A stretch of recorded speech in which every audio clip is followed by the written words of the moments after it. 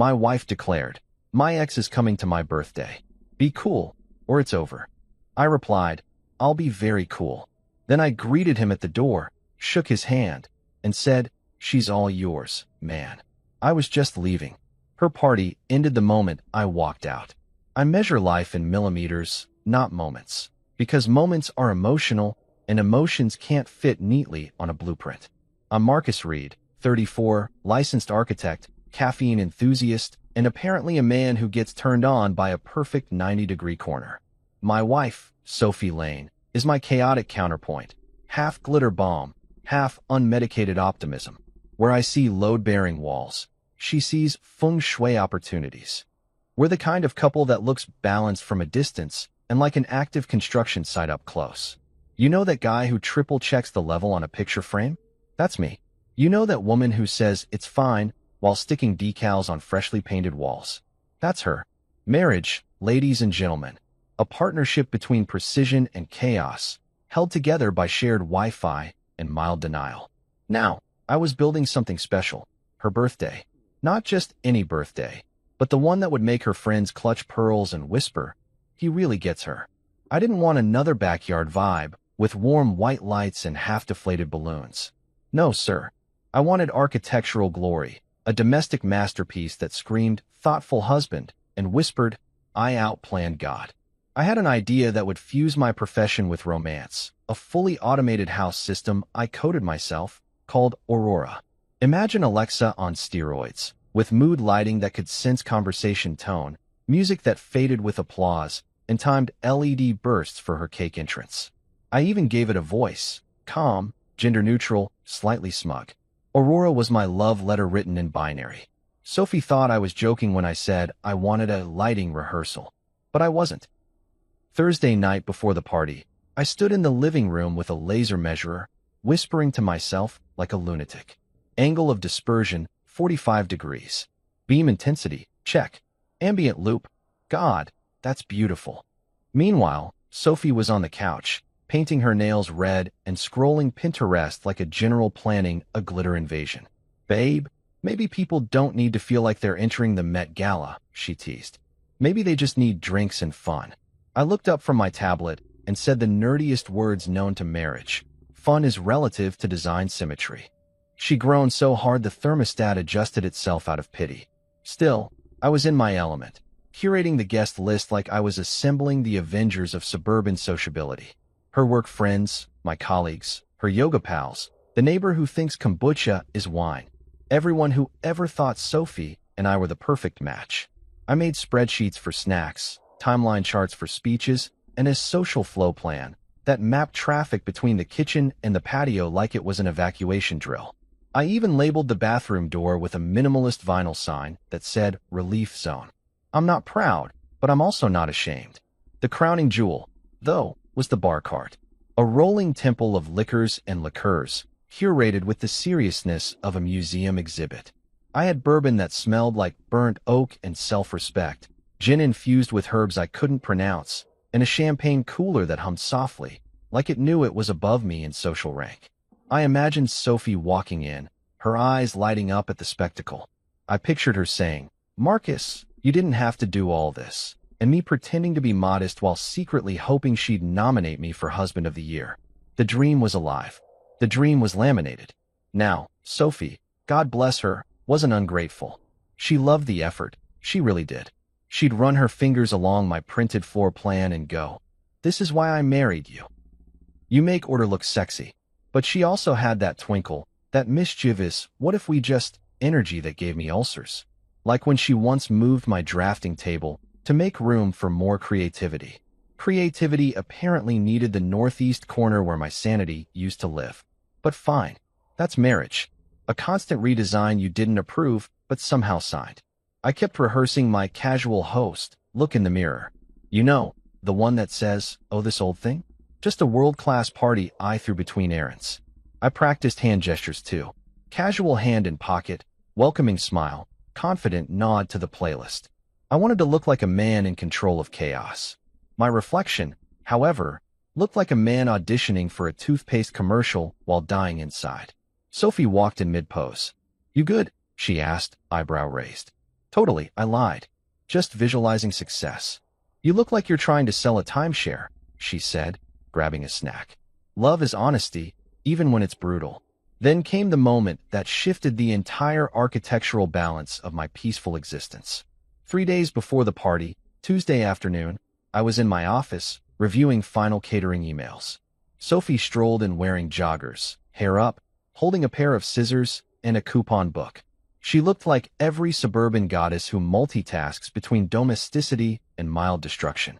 Hey babe, she said sweetly, clipping away. Quick thing. You know those two words, quick thing, that precede emotional earthquakes? Yeah. What's up? I asked, distracted by an invoice. She snipped, smiled, and said, Theo's in town. He's coming to my birthday. Be cool, or it's over. Snip. Like she was trimming my sanity. Now, a sane man would have asked questions. Who's Theo again? Why him? Why now?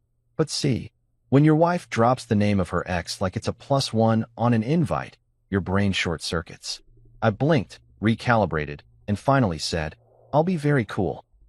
My voice was so calm it scared even me. Sophie tilted her head, testing me like a science project. You sure? Absolutely, I said. Colder than a freezer sale in February. She laughed, thinking I was joking. I wasn't. The architect in me was already drafting emotional blueprints, stress load, tension lines, possible exits. Be cool, or it's over. A simple condition, like being told to juggle knives for love. Later that night, I sat on the couch, staring at Aurora's LED strip pulsing softly in rhythm with my anxiety. I thought about Theo, her ex, her once-upon-a-time heartache, the man who smelled like expensive cologne and emotional instability. I'd seen him once at a charity event years ago. The guy had cheekbones that could cut drywall and the smirk of someone who's never heard the word no. Sophie swore they were ancient history, a museum exhibit closed for good. But now he was suddenly in town, like a sequel no one asked for. I tried to rationalize. Maybe she wanted closure. Maybe she wanted to prove something. To me, to herself, to the universe that thinks exes should remain theoretical. But deep down, I knew it wasn't about Theo. It was about control. Sophie's world runs on chaos management. My stability bores her. Her spontaneity terrifies me. We're like two apps that look compatible but crash when opened together. And yet, I loved her. Enough to plan a party, code a system, and pretend that be cool or it's over wasn't emotional terrorism wrapped in lipstick. That night, while she slept, I found myself measuring the kitchen island again, just to feel grounded. Tape out, pencil behind ear, whispering numbers like prayers. I told myself, you're fine, you're cool, you're precise. But the truth was, the man with the measure tape had just realized there are no exact dimensions for betrayal waiting to happen. You can measure a wall. You can calculate stress load. But you can't draft a blueprint for staying calm when your wife invites the ghost of relationships past to your house party.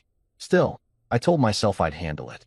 I'd host, smile, and be the architectural embodiment of chill.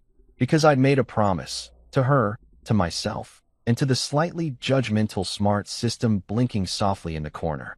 Aurora's lights glowed blue, almost like they knew what was coming. Machines, at least, understand structure. People, not so much. I turned off the lights, set down the tape, and whispered to the dark, All right, Marcus. Be cool. Be very, very cool. You ever had someone throw a grenade at your sanity and call it communication? That was Sophie that Tuesday. The woman had a PhD in casual chaos. Theo's coming to my birthday. Be cool, or it's over, she'd said while clipping coupons for almond milk. No emotion. Just snip, snip, apocalypse. And like the idiot husband I am, I smiled and said, Sure, babe.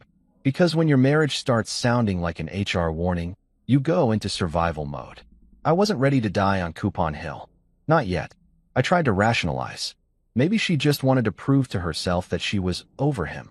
That she could coexist with Theo, the man who once wrote her a song called Sophie's Soulfire, and uploaded it to SoundCloud like the world needed more acoustic regret. Or maybe she wanted me to prove something. My chill, my composure, my emotional growth. Translation: she wanted to see if I'd melt down in front of people holding mojitos. But I'm an architect. Meltdowns are for weak structures and soft concrete. I'd been reinforced by caffeine, mild resentment, and 2 decades of quiet childhood disappointment. Still, that night I sat at the kitchen counter, staring at the half-eaten lasagna she'd reheated, thinking about all the ways I could screw this up. Theo wasn't just an ex, he was the ex. The guy who bought her a Vespa in college and crashed it into a farmer's market. The guy who found himself backpacking in Thailand and came home with a man bun and a tattoo that said breathe. Sophie used to talk about him like he was a comet, brilliant, fast, and likely to cause a mess on impact. And now the comet was back in orbit. "Marcus, you're quiet," she said, sipping wine like it was a truth serum. "Just processing," I said. "Processing what?" "Geometry," I lied. "Right?" she said, smirking. "You're mad." "No," I said, "I'm calculating." She laughed and said, "You always think love is math." I smiled. "And you always think math is optional." She rolled her eyes. "Be cool, Marcus. It's just Theo." Just Theo. Like he was a harmless lab experiment instead of the human equivalent of a pop-up ad for poor decisions. I went to bed early, pretending I was fine. She stayed up watching Netflix with that faint smirk, the one she uses when she's planning chaos. I could practically hear her thinking, let's see if he can really handle this. Oh, I could handle it. But she wouldn't like the version of cool she was about to get. The next day at work, I told Ben, my best friend, office mate, and part-time therapist, about it. He dropped his pen like it was allergic to drama. "Wait," he said. "You're telling me your wife invited her ex to her birthday and told you to be cool or it's over?" "Bro, that's not an ultimatum. That's emotional CrossFit." "Yeah," I said, rubbing my temples. "I think I'm supposed to pass some kind of loyalty exam." "You sure she's not setting you up for an episode of Marriage? The deleted scenes?" "Feels like it," I said. Ben leaned back, smirking. "So, what's the plan, Mr. Architect? Build a bridge over your rage." "No," I said, sipping bad office coffee. "I'm going to host the best damn party she's ever seen. And I'm going to be calm. So calm it'll disturb her." "You're going to play psychological judo?" "Exactly," I said. "Use her chaos against her." Ben chuckled. "You're insane." "I'm married," I corrected. By Thursday, Sophie was in full party mode. Hair appointments, nails, texts flying like confetti. I overheard her talking to her friend Alana on speaker. "Yeah, he said he's fine with it. Totally calm. Like, weirdly calm." Alana laughed. "Girl, that's not calm. That's volcano energy." "Maybe," Sophie said, "but he'll be cool. I know him." I smiled from the hallway like a man who knew she didn't know me at all. That night, I came home to find her trying on dresses in front. Friday night arrived with the kind of pressure you can't see but can definitely smell, like fresh paint and emotional tension. I'd spent the last 48 hours pretending to be zen while secretly plotting social survival. Aurora, my smart home system and borderline child substitute, hummed softly in pre-party readiness. Lights, check. Music, check. Airflow calibrated for optimal mingling comfort. Everything was set. Even the scent diffuser was working overtime, pumping cedar calm through the vents like I was trying to seduce an entire forest. By 7 p.m., my living room looked like a modern art exhibit titled Overcompensation in beige. I stood there in my dark blue shirt, sleeves rolled, confidence faked, thinking, if she wanted proof I could be cool, I might as well win an Oscar for it. Sophie floated downstairs 20 minutes late, wearing that red dress again, the one that could start arguments in church parking lots. She looked stunning, and also armed. Her perfume hit the air before her voice did. "You ready?" she asked. "For what?" I said. "The party or the apocalypse." She smirked. Same difference. The doorbell rang like it had been waiting its whole life for drama. Guests trickled in. Ben showed up first, naturally. He was the kind of friend who knew when to bring snacks and when to bring sarcasm. He took one look at me and said, "You look like a man pretending he's not waiting for his wife's sex." "That's because I am," I said. "Help yourself to the bourbon before I start biting electrical cords." Next came Maya, Sophie's college friend, dressed like she had a podcast about astrology and bad decisions. "Oh my God, Marcus, this place looks amazing," she said. "It's so curated." "Thank you," I said, fighting the urge to bow. I used anxiety as my interior designer. The music was perfect, soft jazz giving way to indie pop, transitioning exactly on cue.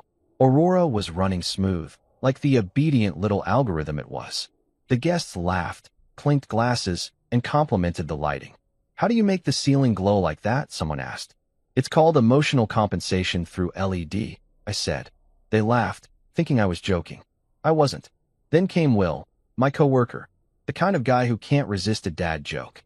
Man, this place looks like an HGTV fever dream, he said, handing me a bottle of whiskey. And I mean that in the best way. Thanks, I said. Wait till you see the synchronized candle sequence at dessert. You choreograph candles? Of course, I said. Doesn't everyone? The crowd thickened, and the vibe got louder. Sophie was glowing, laughing, greeting guests, taking selfies like she was running for office. She was in her element, adored, admired, and photographed. And for a while, I let myself believe we were okay. I was handing out drinks, playing host, cracking jokes. Ben was chatting up Maya. Will was telling some story about an HVAC disaster. And I, the man with the measure tape, was holding it together with duct-taped composure. Then, at exactly 9:07 p.m., because of course I checked, the doorbell rang again. The final guest. The one my stomach had been rehearsing for. Sophie's eyes flickered. Be cool, she mouthed. And like a well-trained robot, I smiled. Always, I said. I opened the door, and there he was, Theo. The myth. The legend. The walking cologne commercial. The guy had the audacity to look good. Crisp shirt, smug grin, hair doing that effortless, I just left a yacht thing. Marcus, he said, extending a hand. Man, it's been forever. Forever implies we've met more than once, I said, shaking his hand anyway. He laughed like I'd said something charming instead of slightly homicidal. Fair enough. Great setup you've got here. Thanks, I said. It's mostly steel, glass, and suppressed emotion. He handed me a bottle of red wine. Imported, expensive, and somehow passive-aggressive. Sophie appeared behind me, smile turned up to 11. Theo, she said, hugging him. And that hug lasted just a beat too long. I counted. 1 Mississippi. 2 Mississippi. 3. Too damn many Mississippis. I smiled like a man watching someone pet his dog without permission. Wow, you look amazing, Theo said to her. Red always was your color. Still is, she said. Marcus likes it too. I bet he does, Theo said. Sure, I replied. I love red. Especially when it's paired with restraint. Ben, standing behind me, coughed into his drink to hide a laugh.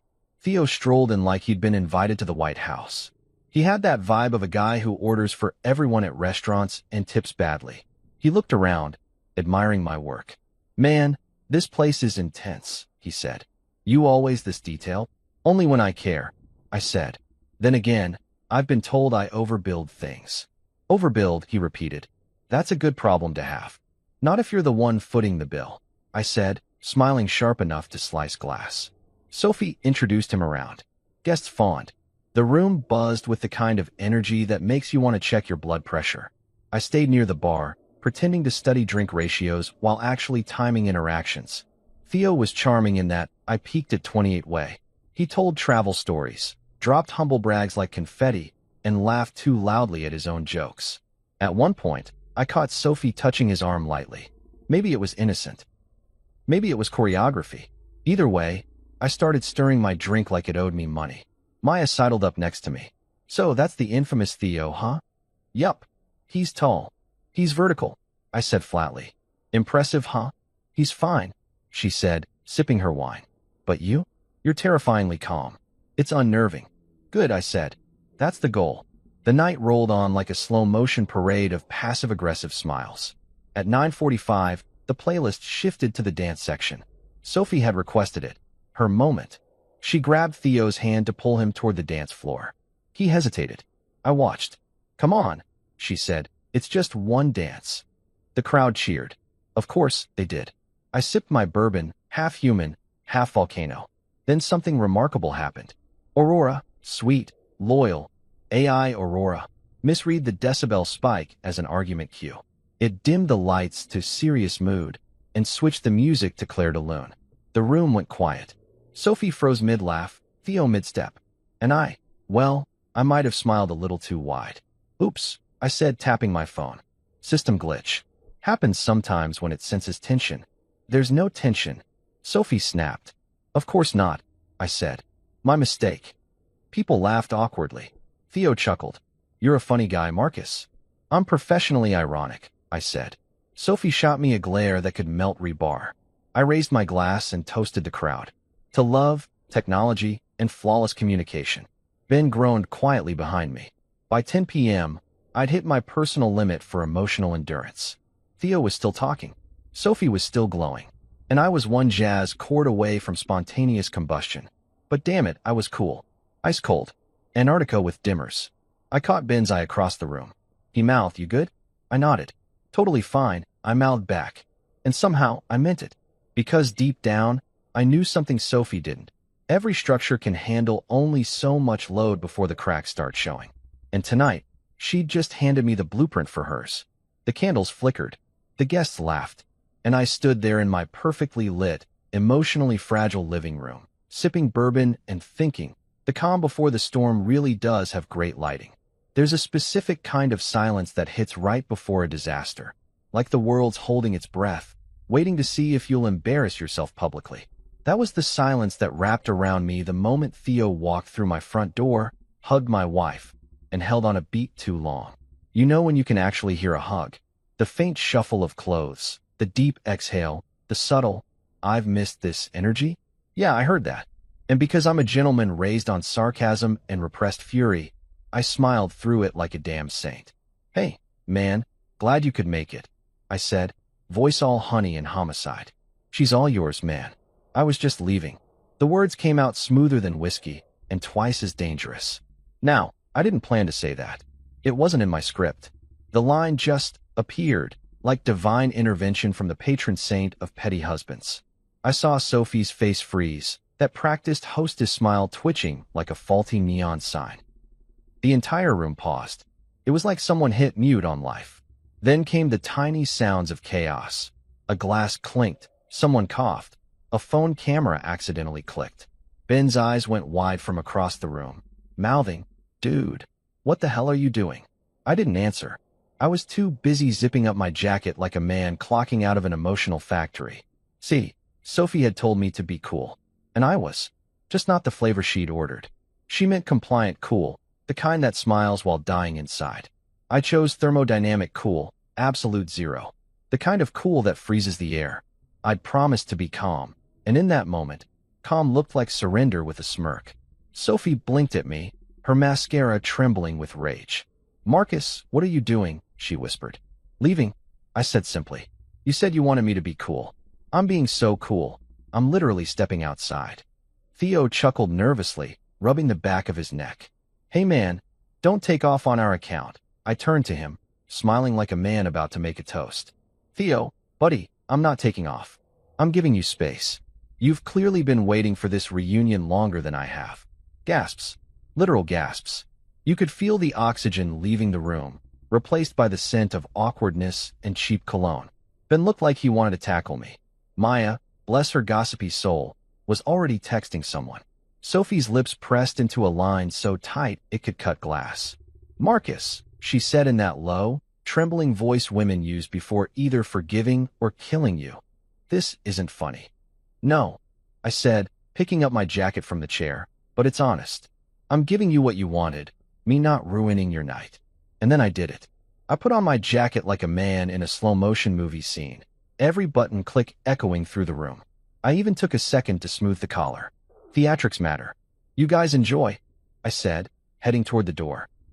Drinks are free, the playlist's automatic, and the thermostat has a better sense of boundaries than I do. Ben stood halfway up, whispering, "Dude, wait." "Nah," I said, let her sparkle.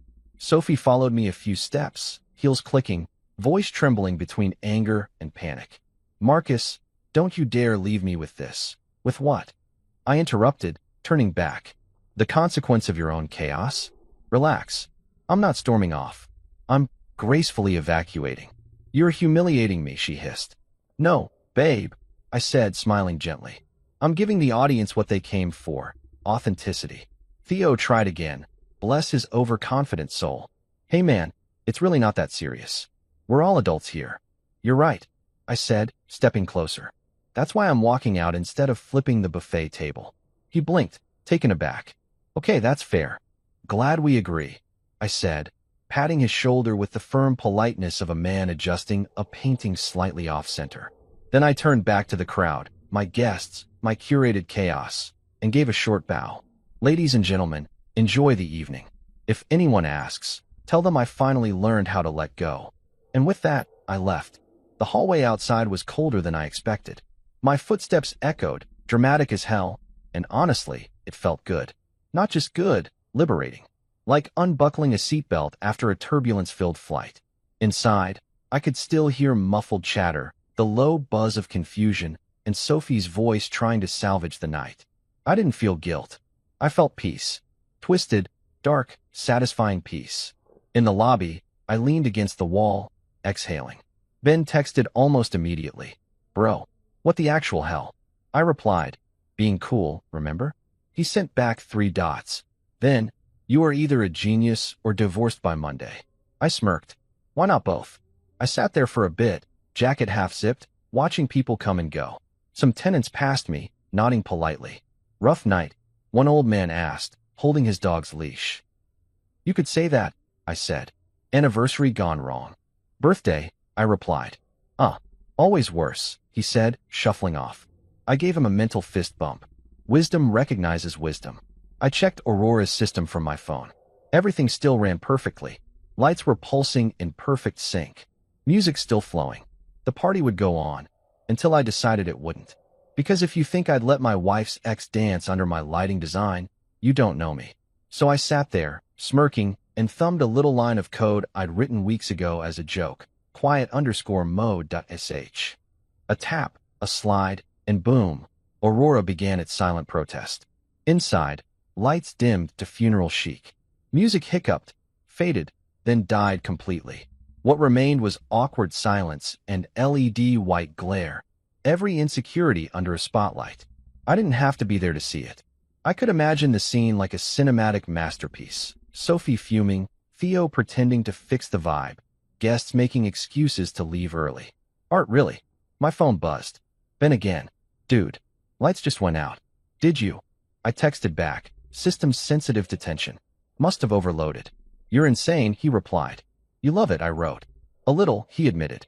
A few minutes later, another text, this one from Sophie. Marcus, turn it back on now. Then another. This isn't funny. And a third. People are leaving. I stared at the screen, chuckled, and replied, You said be cool. I'm cool. Ice cold. She didn't answer. Instead, Aurora sent me an alert. Manual override attempt detected. I imagined her mashing the buttons, probably yelling at Theo for touching things wrong. Which, let's be honest, was on brand. I leaned back in the chair, grinning at my phone like a villain in a rom-com. Sometimes revenge doesn't need yelling. It just needs silence, bad lighting, and a well-timed exit. I didn't slash tires or throw punches. I just pulled the plug literally. After 10 minutes of lobby peace, I stood up, stretched, and walked out into the cool night air. The city hummed quietly, the way it does when everyone else is busy pretending they're fine. I wasn't pretending. For the first time in months, I was fine. Sophie's be cool ultimatum had turned into my emancipation. I found a little corner bar 2 blocks away, one of those places with sticky floors and beer prices that feel like time travel. The bartender looked up. Rough night, he asked. Nah, I said, sliding onto a stool. Just cooling off. He poured me a whiskey like he'd seen this movie before. Celebrating or surviving? Both, I said. Ben called, voice low but laughing. You're trending in our friend group, he said. Half think you snapped, half think you ascended. Let's go with ascended, I said. What's the damage? Party's dead, he said. Theo tried to fix the vibe, which made it worse. Sophie's furious. Maya's live tweeting it. We'll stole your hummus. He deserves it, I said. He's been through enough PowerPoint meetings to earn that hummus. You're unbelievable, Ben said, chuckling. What now? Now, I said, raising my glass. Now I enjoy my masterpiece. You can't buy moments like this, Ben. You engineer them. He laughed again. You're gonna regret this tomorrow. Maybe, I said. But tonight, I'm free. Free and hydrated. I hung up, took another sip, and thought about the irony. Architects are trained to build things that last. But sometimes, demolition is the most beautiful part of the process. And as I sat there, whiskey in hand, the faint glow of my phone still lighting up with angry messages, I couldn't help but smile. Because for the first time in a long time, I wasn't reacting to Sophie's chaos. I was redesigning it. When I walked out of that apartment, I thought I'd made a clean escape, like the protagonist in a heist movie who slides into the getaway car before the credits roll. But apparently, my movie had a post-credits scene, and it involved Sophie Lane Reed having a meltdown in 4K. I didn't see it firsthand, but thanks to the miracle of text messages, panicked voicemails, and Ben's live commentary, I got a front row seat anyway. Ben was my informant. Every 5 minutes, another update buzzed through my phone like dispatches from a sinking ship. She's trying to fix the lights. Then, Theo's touching your control panel. Bro followed by, never mind, he broke something. And then finally, everyone's pretending to help, but also slowly leaving. It's like the Titanic, but with Costco wine. I sat in the lobby, feet up on a coffee table, scrolling through the chaos with the satisfaction of a man watching karma arrive on time. The building's soft ambient lighting flickered faintly from my command app, my beautiful, slightly vengeful creation, Aurora. When I'd built the system, I never imagined it would one day serve as the world's most polite revenge weapon. Yet here we were, smart home, dumb guests, poetic justice. I could picture it perfectly. Sophie, the self-proclaimed queen of social grace, trapped under the unflattering glow of harsh LED white. Her friends whispering, her ex awkwardly holding a wine glass like a peace offering, and that weird AI voice chiming out from the ceiling. Aurora has entered safe mode. Safe for who? Definitely not for her reputation. And the guests? Oh, I knew how guests behave when a party dies. They start doing the polite vanish. You know that move? The one where someone says, "We really should get going." And suddenly 15 other people discover they also have places to be? One couple pretends to have a babysitter waiting. Another claims their parking meter's about to expire even though we all live in the same building. Within minutes, the room empties faster than a buffet after the shrimp runs out. By the time Ben came down to the lobby to join me, the night had turned into a slow-motion implosion. He sat beside me, still holding a half-full drink. "You're an evil genius," he said. "I just witnessed social homicide." I grinned. "Oh, I know. Tell me everything." He leaned back, shaking his head. "So, first, Theo tries to play hero. He walks over to your control tablet like he knows what he's doing. He's poking buttons, saying stuff like, 'I do tech consulting sometimes.' Bro didn't even find the power button. Aurora started flashing, and then the thermostat jumped from 72 to 68. It was like watching a frat boy try to defuse a bomb. I snorted into my drink. And Sophie? "Oh man," he said, laughing. "She's pacing. She keeps saying, 'Marcus must have done this.' And everyone's like, 'No, no, it's just a glitch.' But you can see it in her eyes. She knows." I raised my glass. "To beautiful inevitability." Ben clinked his cup against mine. "You really are something else, you know that?" Most guys would have yelled. "Thrown something." "You weaponized interior design." "Precision, my friend," I said. "Revenge is best served on a dimmer." He laughed so hard he spilled a little whiskey. "You're gonna regret this tomorrow." "Nah," I said. "Regret requires doubt. I have none left." My phone buzzed again. Sophie. Voicemail this time. I put it on speaker, because why not share the entertainment? "Marcus." Her voice snapped through the speaker, shaky but furious. "Turn it back on. You're acting like a child. People are leaving. You've embarrassed me." She took a breath. "You always do this. You make everything about control. You don't even know how to let go." I ended the message with a tap and said, "Well, she's half right." Ben chuckled. "You're enjoying this too much." "Ben," I said, leaning back, "I've been married 6 years. I've earned this one night of unholy satisfaction." Then, because poetic timing is a real thing, the building's elevator dinged, and out stepped none other than Sophie herself. Red dress, heels in hand, makeup perfect except for one streak down her cheek that said mascara met meltdown. "Oh, this is gonna be good," Ben muttered. She spotted me instantly. "Marcus," she snapped, striding over. "What did you do?" I looked up calmly. "I followed your instructions. I was cool." "Cool," she said, voice rising. "You hijacked the entire party." I shrugged. "No, the party hijacked itself. I just rebalanced the power grid." She threw her hands up. "You're impossible. You humiliated me in front of everyone. Even Theo said it was childish." "Well," I said, finishing my drink, "if Theo's the moral compass, I think we're all lost." "Marcus," she hissed. You made me look insane. Oh, sweetheart, I said. You didn't need my help for that. Ben snorted so loud he had to pretend to cough. Sophie shot him a death glare. Do you mind? She said. Not at all, he said, raising his glass. I live for this kind of theater. She turned back to me, shaking her head. You're pathetic. You think this is funny. I stood, buttoning my jacket again for dramatic effect. Funny? No. Hilarious? Absolutely. She stepped closer. You think you've won something? No, I said. Winning would imply there was still a game. This is just credits rolling. That one landed. She froze, eyes blinking rapidly, like her brain was buffering. You're leaving me? She whispered. I sighed. Sophie, you told me to be cool, or it's over. I chose cool. Congratulations, we both got what we wanted. For a second, she looked like she might cry. Then she did that thing she always does, straightened her shoulders, and switched to performance mode. Fine, she said. If you want to walk away, walk away. Don't expect me to chase you. I won't, I said. Running shoes aren't my aesthetic. She stared at me for a beat, then spun on her heel and stormed out of the lobby, muttering something about emotional robots and therapy. Ben waited until the doors slammed shut before saying, You're really not going after her, huh? Nope. You sure? Ben, I built an entire smart home just to avoid surprises. I'm sure. He nodded slowly, sipping the last of his drink. Man, you just turned your marriage into a TED Talk on boundaries. Good, I said. Maybe I'll finally get an audience that listens. We sat there in silence for a bit, watching the building's reflection in the glass doors. The rain started, light at first, then steady. Somewhere above us, Aurora hummed quietly, back in standby mode. It was almost peaceful. Ben finally said, So what now?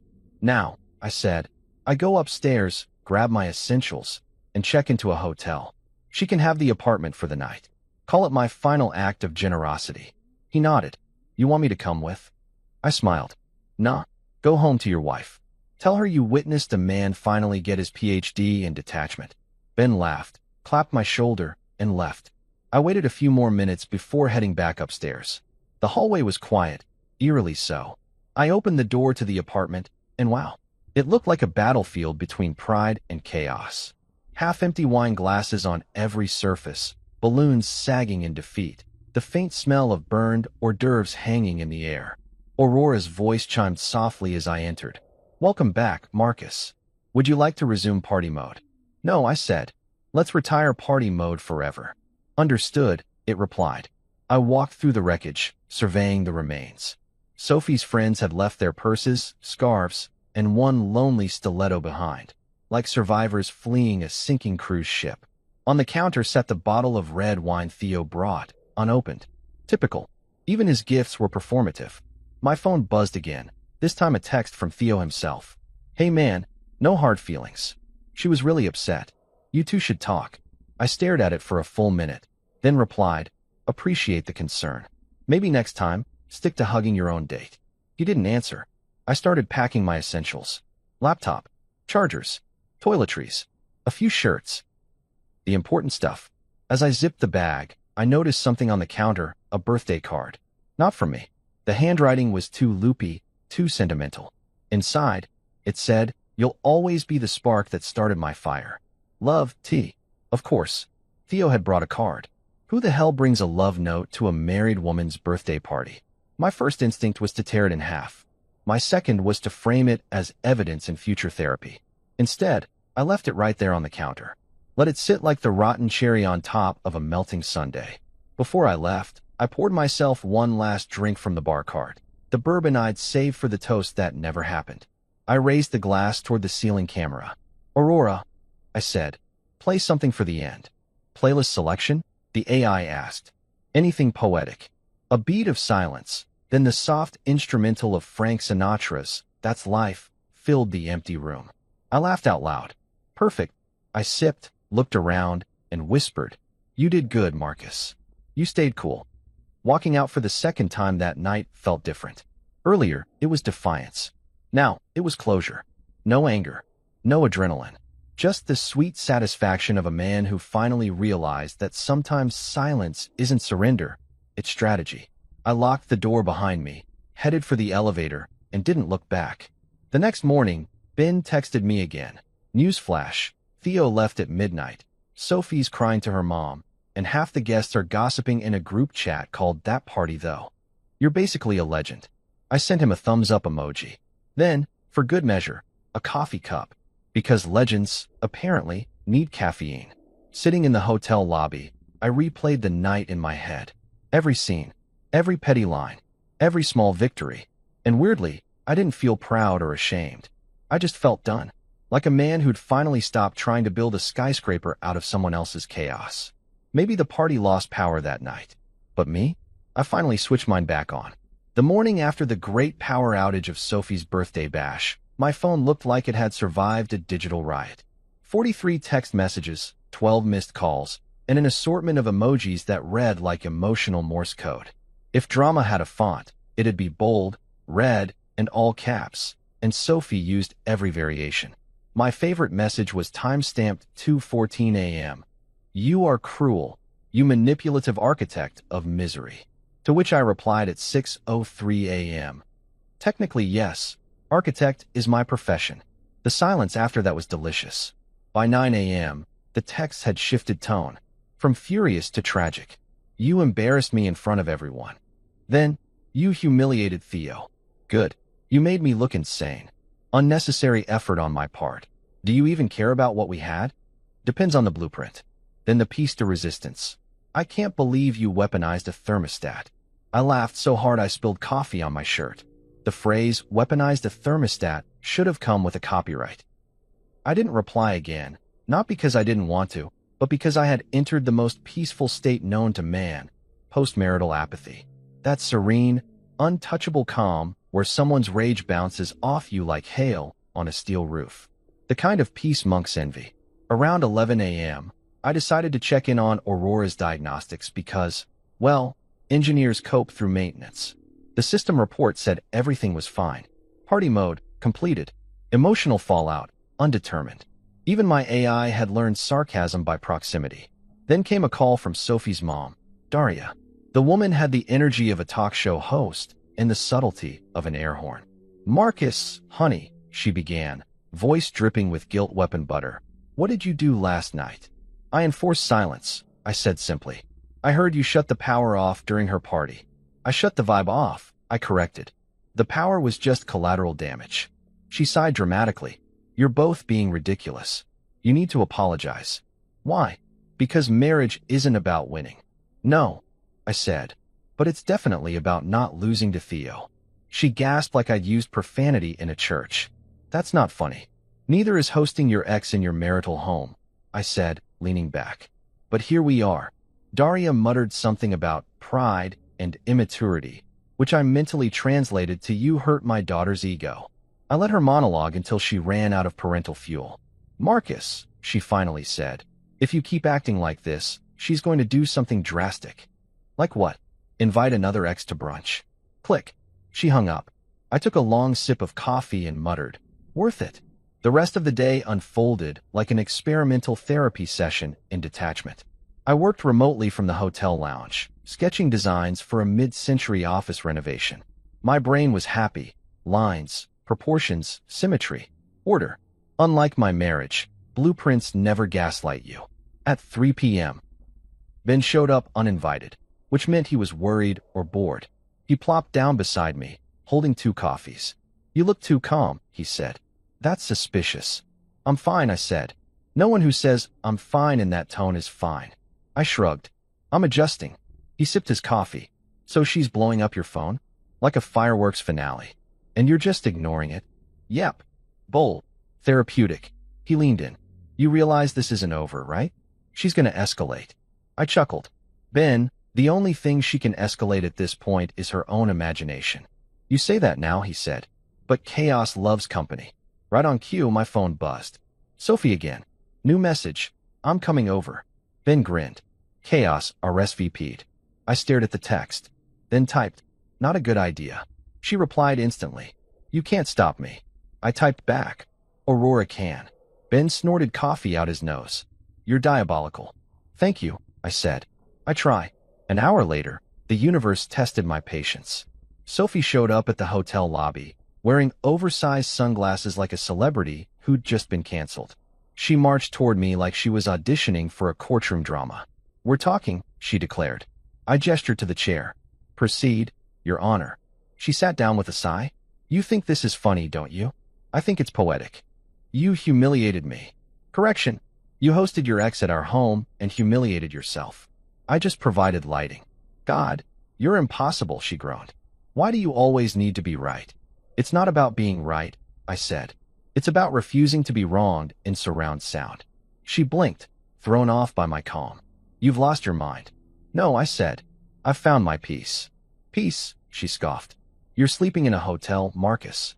"Exactly," I said, sipping my drink. "Peace is a king-sized bed with no passive-aggressive snoring beside it." Her jaw dropped. "I can't believe you just said that. I can't believe I didn't say it sooner." She shook her head, exhaling sharply. "So that's it. You're done. I'm done being the project manager of your drama. You think you're perfect?" "Oh no," I said. "I'm insufferable, but at least I'm consistent." For a second, she didn't say anything. Her eyes softened, just slightly. "I didn't invite Theo to hurt you," she said quietly.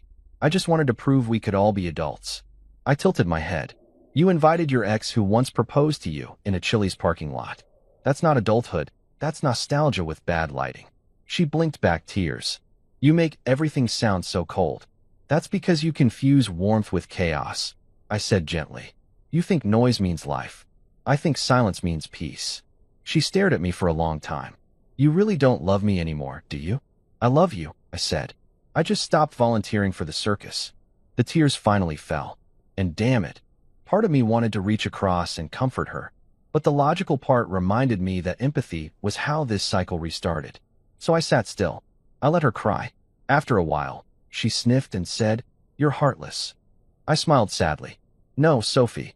I just stopped letting you set the temperature." She frowned. "What does that mean?" "It means," I said, leaning forward, "for years, you controlled the emotional thermostat in this marriage. You decided when we were warm, when we were cold, when we boiled. Last night, I finally realized I could just turn the damn thing off." She looked away. "You're proud of that?" "I'm relieved." Her voice cracked. "So what, that's it? You want a divorce?" "I want my peace," I said. "If divorce is the invoice, I'll pay it." She stood abruptly, tears streaking down her cheeks. "You'll regret this." "Maybe," I said, "but I'll regret it in quiet." She stormed off, heels clicking across the marble floor. People stared. I didn't care. I just sat there, breathing. Ben texted 2 minutes later. "She's gone." "Gone," I replied. "You okay?" "Better than the thermostat." That night, alone in the hotel room, I poured myself a drink and thought about her words. Heartless. Maybe she was right. But when you've spent years managing someone else's chaos, sometimes detachment feels like freedom, not cruelty. I picked up my phone and, for the first time all day, opened Aurora's app. The system's mood log still showed last night's chaos metrics, spikes in volume, temperature fluctuations, lighting anomalies. But under it, one line stood out. User override detected. Emotional climate stabilization. I laughed quietly. Even the algorithm was rooting for me. Still, there was a flicker of guilt. Sophie wasn't evil. She was just built for drama, and I was built for design. She saw life in fireworks. I saw it in floor plans. Somewhere along the way, we'd stopped building together. I just kept maintaining while she kept redecorating. At midnight, I texted her one last time. "We should talk." Calmly. No reply. Fair enough. The next morning, I checked out of the hotel and went home, not to reconcile, but to gather my things. The apartment was quiet, but not peaceful. It smelled like perfume and resentment. The counter was still covered in party debris, half-eaten cupcakes, a tipped-over champagne flute, and one lonely balloon clinging to the ceiling like a ghost of bad decisions. Aurora greeted me softly. "Welcome home, Marcus." Emotional readings, moderate tension detected. "Good eye," I said. There was a note on the table in Sophie's handwriting. "We need space. Don't contact me for a few days." Underneath it, she'd drawn a tiny red heart. "Old habits die hard." I smiled, folded the note, and slid it into my jacket pocket. Then, for no reason at all, I said to Aurora, "Set temperature to 72. "Would you like me to engage thermostat diplomacy?" it asked. I froze, laughing. "You remember that command?" "Affirmative. Thermostat diplomacy protocol." Emotional balance through incremental temperature shifts. Activated, I said, smiling. Engaged, it replied. The vents whispered softly, warm air spreading through the room. Gentle, steady, forgiving. And for the first time in a long time, I felt balance return. Not from Sophie, not from revenge, but from reclaiming control of my own atmosphere. Because the truth is, sometimes you don't win the war by burning bridges. You win it by adjusting the temperature until the other side realizes they were never built for the heat. The morning after the great power outage of Sophie's birthday bash, my phone looked like it had survived a digital riot. 43 text messages, 12 missed calls, and an assortment of emojis that read like emotional Morse code. If drama had a font, it'd be bold, red, and all caps, and Sophie used every variation. My favorite message was time-stamped 2:14 a.m. You are cruel, you manipulative architect of misery. To which I replied at 6:03 a.m. Technically, yes, architect is my profession. The silence after that was delicious. By 9 a.m., the text had shifted tone, from furious to tragic. You embarrassed me in front of everyone. Then, you humiliated Theo. Good. You made me look insane. Unnecessary effort on my part. Do you even care about what we had? Depends on the blueprint. Then the piece de resistance. I can't believe you weaponized a thermostat. I laughed so hard I spilled coffee on my shirt. The phrase, weaponized a thermostat, should have come with a copyright. I didn't reply again, not because I didn't want to, but because I had entered the most peaceful state known to man, postmarital apathy. That serene, untouchable calm where someone's rage bounces off you like hail on a steel roof. The kind of peace monks envy. Around 11 a.m., I decided to check in on Aurora's diagnostics because, well, engineers cope through maintenance. The system report said everything was fine. Party mode, completed. Emotional fallout, undetermined. Even my AI had learned sarcasm by proximity. Then came a call from Sophie's mom, Daria. The woman had the energy of a talk show host and the subtlety of an air horn. Marcus, honey, she began, voice dripping with guilt weapon butter. What did you do last night? I enforced silence, I said simply. I heard you shut the power off during her party. I shut the vibe off, I corrected. The power was just collateral damage. She sighed dramatically. You're both being ridiculous. You need to apologize. Why? Because marriage isn't about winning. No, I said, but it's definitely about not losing to Theo. She gasped like I'd used profanity in a church. That's not funny. Neither is hosting your ex in your marital home, I said, leaning back. But here we are. Daria muttered something about pride and immaturity, which I mentally translated to you hurt my daughter's ego. I let her monologue until she ran out of parental fuel. Marcus, she finally said, if you keep acting like this, she's going to do something drastic. Like what? Invite another ex to brunch. Click. She hung up. I took a long sip of coffee and muttered, worth it. The rest of the day unfolded like an experimental therapy session in detachment. I worked remotely from the hotel lounge, sketching designs for a mid-century office renovation. My brain was happy. Lines, proportions, symmetry, order. Unlike my marriage, blueprints never gaslight you. At 3 p.m., Ben showed up uninvited, which meant he was worried or bored. He plopped down beside me, holding 2 coffees. You look too calm, he said. That's suspicious. I'm fine, I said. No one who says, I'm fine in that tone is fine. I shrugged. I'm adjusting. He sipped his coffee. So she's blowing up your phone? Like a fireworks finale. And you're just ignoring it? Yep. Bold. Therapeutic. He leaned in. You realize this isn't over, right? She's gonna escalate. I chuckled. Ben, the only thing she can escalate at this point is her own imagination. You say that now, he said. But chaos loves company. Right on cue, my phone buzzed. Sophie again. New message. I'm coming over. Ben grinned. Chaos RSVP'd. I stared at the text. Then typed. Not a good idea. She replied instantly. You can't stop me. I typed back. Aurora can. Ben snorted coffee out his nose. You're diabolical. Thank you, I said. I try.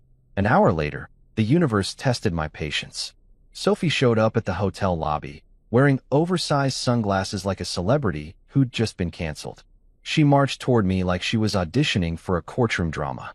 We're talking, she declared. I gestured to the chair. Proceed, Your Honor. She sat down with a sigh. You think this is funny, don't you? I think it's poetic. You humiliated me. Correction. You hosted your ex at our home and humiliated yourself. I just provided lighting. God, you're impossible, she groaned. Why do you always need to be right? It's not about being right, I said. It's about refusing to be wronged in surround sound. She blinked, thrown off by my calm. You've lost your mind. No, I said. I've found my peace. Peace, she scoffed. You're sleeping in a hotel, Marcus. Exactly, I said, sipping my drink. Peace is a king-sized bed with no passive-aggressive snoring beside it. Her jaw dropped. I can't believe you just said that. I can't believe I didn't say it sooner. She shook her head, exhaling sharply. So that's it. You're done. I'm done being the project manager of your drama. You think you're perfect? Oh no, I said. I'm insufferable, but at least I'm consistent. For a second, she didn't say anything. Her eyes softened, just slightly. I didn't invite Theo to hurt you, she said quietly.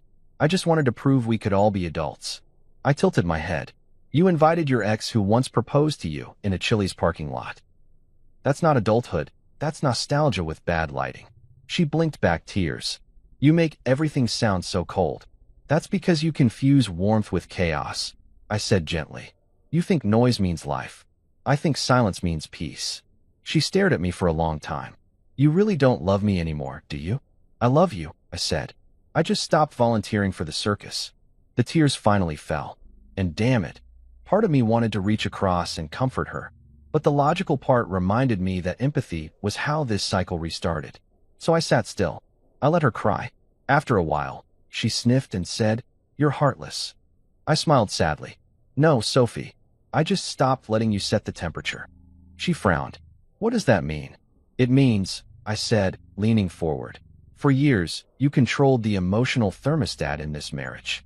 You decided when we were warm, when we were cold, when we boiled. Last night, I finally realized I could just turn the damn thing off. She looked away. You're proud of that. I'm relieved. Her voice cracked. So what, that's it? You want a divorce? I want my peace, I said. If divorce is the invoice, I'll pay it. She stood abruptly, tears streaking down her cheeks. You'll regret this. Maybe, I said, but I'll regret it in quiet. She stormed off, heels clicking across the marble floor. People stared. I didn't care. I just sat there, breathing. Ben texted 2 minutes later. She's gone. Gone, I replied.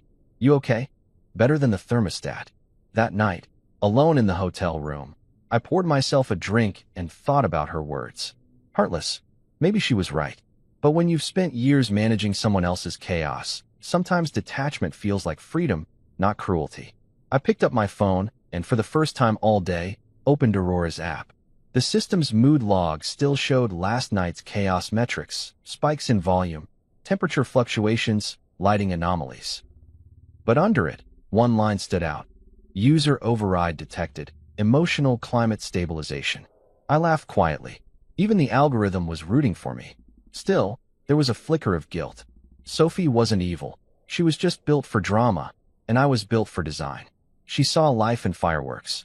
I saw it in floor plans. Somewhere along the way, we'd stopped building together. I just kept maintaining while she kept redecorating. At midnight, I texted her one last time.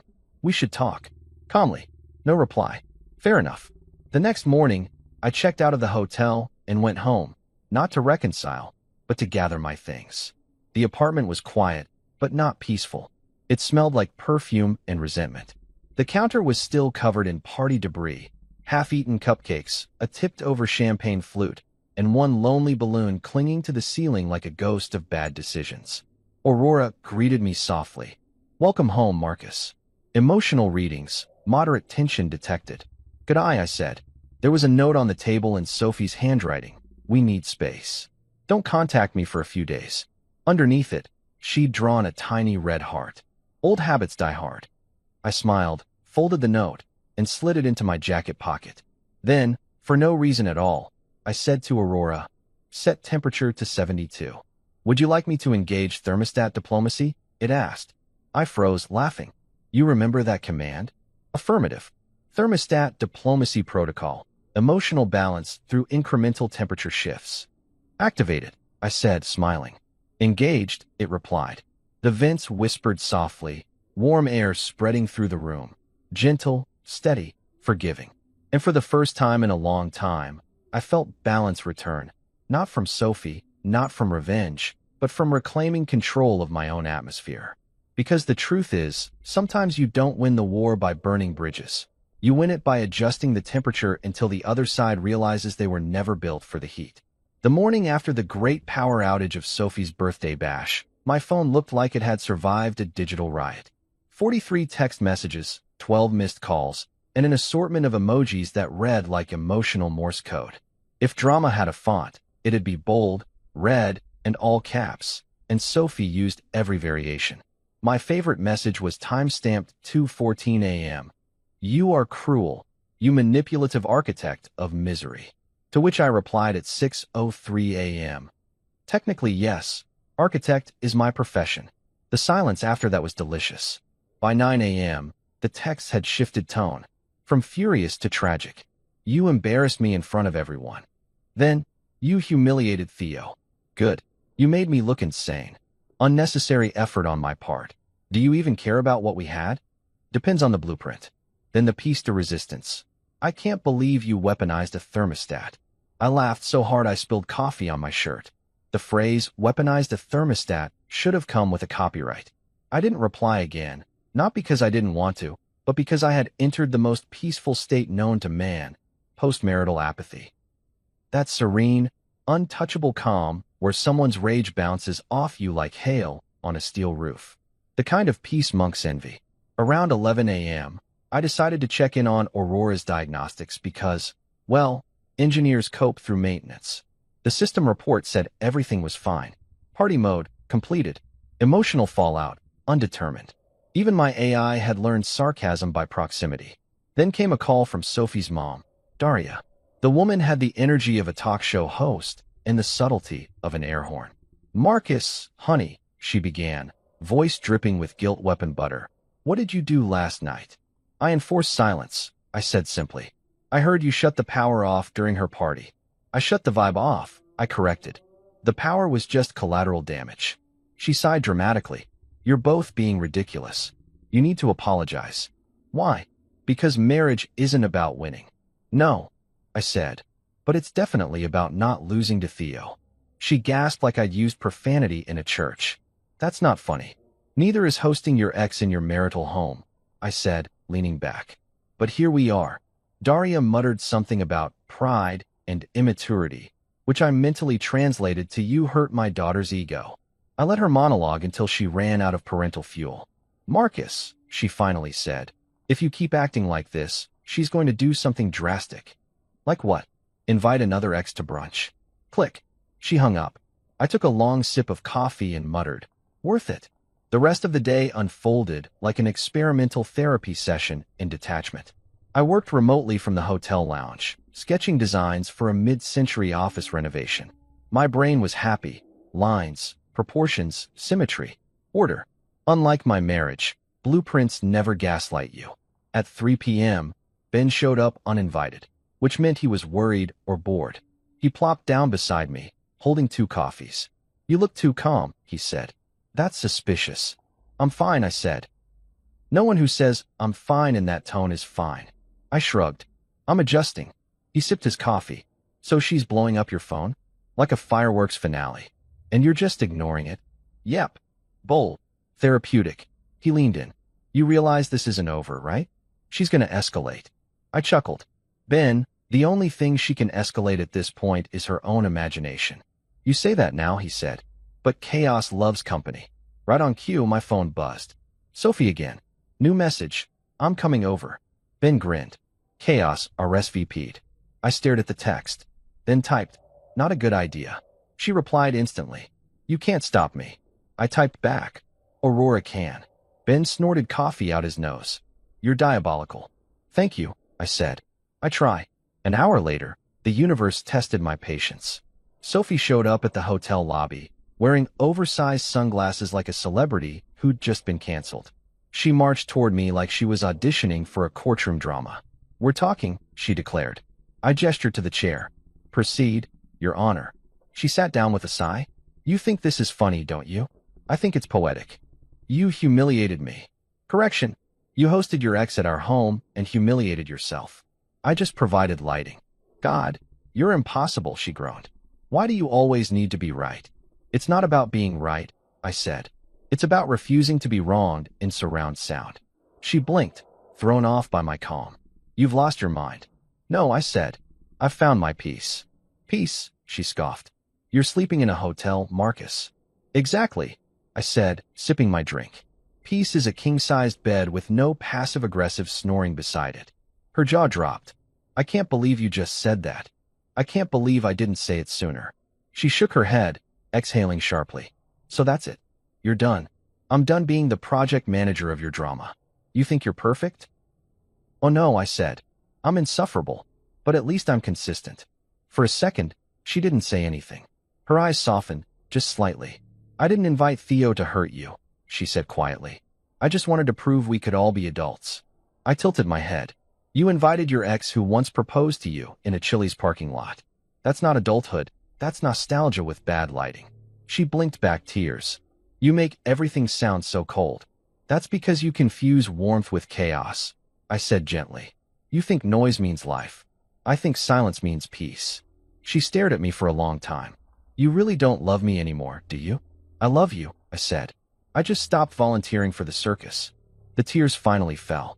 And damn it, part of me wanted to reach across and comfort her. But the logical part reminded me that empathy was how this cycle restarted. So I sat still. I let her cry. After a while, she sniffed and said, You're heartless. I smiled sadly. No, Sophie. I just stopped letting you set the temperature. She frowned. What does that mean? It means, I said, leaning forward. For years, you controlled the emotional thermostat in this marriage. You decided when we were warm, when we were cold, when we boiled. Last night, I finally realized I could just turn the damn thing off. She looked away. You're proud of that. I'm relieved. Her voice cracked. So what, that's it? You want a divorce? I want my peace, I said. If divorce is the invoice, I'll pay it. She stood abruptly, tears streaking down her cheeks. You'll regret this. Maybe, I said, but I'll regret it in quiet. She stormed off, heels clicking across the marble floor. People stared. I didn't care. I just sat there, breathing. Ben texted 2 minutes later. She's gone. Gone, I replied. You okay? Better than the thermostat. That night, alone in the hotel room, I poured myself a drink and thought about her words. Heartless. Maybe she was right. But when you've spent years managing someone else's chaos, sometimes detachment feels like freedom, not cruelty. I picked up my phone and, for the first time all day, opened Aurora's app. The system's mood log still showed last night's chaos metrics, spikes in volume, temperature fluctuations, lighting anomalies. But under it, one line stood out. User override detected. Emotional climate stabilization. I laughed quietly. Even the algorithm was rooting for me. Still, there was a flicker of guilt. Sophie wasn't evil. She was just built for drama, and I was built for design. She saw life in fireworks. I saw it in floor plans. Somewhere along the way, we'd stopped building together. I just kept maintaining while she kept redecorating. At midnight, I texted her one last time. We should talk. Calmly. No reply. Fair enough. The next morning, I checked out of the hotel and went home, not to reconcile, but to gather my things. The apartment was quiet, but not peaceful. It smelled like perfume and resentment. The counter was still covered in party debris, half-eaten cupcakes, a tipped-over champagne flute, and one lonely balloon clinging to the ceiling like a ghost of bad decisions. Aurora greeted me softly. Welcome home, Marcus. Emotional readings, moderate tension detected. Good eye, I said. There was a note on the table in Sophie's handwriting. We need space. Don't contact me for a few days. Underneath it, she'd drawn a tiny red heart. Old habits die hard. I smiled, folded the note, and slid it into my jacket pocket. Then, for no reason at all, I said to Aurora, set temperature to 72. Would you like me to engage thermostat diplomacy? It asked. I froze, laughing. You remember that command? Affirmative. Thermostat diplomacy protocol. Emotional balance through incremental temperature shifts. Activated, I said, smiling. Engaged, it replied. The vents whispered softly, warm air spreading through the room. Gentle, steady, forgiving. And for the first time in a long time, I felt balance return, not from Sophie, not from revenge, but from reclaiming control of my own atmosphere. Because the truth is, sometimes you don't win the war by burning bridges. You win it by adjusting the temperature until the other side realizes they were never built for the heat. I've learned two things about heartbreak. One, it's quieter than people think, and two, nothing heals you faster than a printer spitting out legal forms. I woke up that Monday morning feeling like a man who'd survived a particularly bad hurricane. House still standing, but every chair crooked. Sophie hadn't texted in 2 days. Not "I miss you." Not "let's talk." Just radio silence.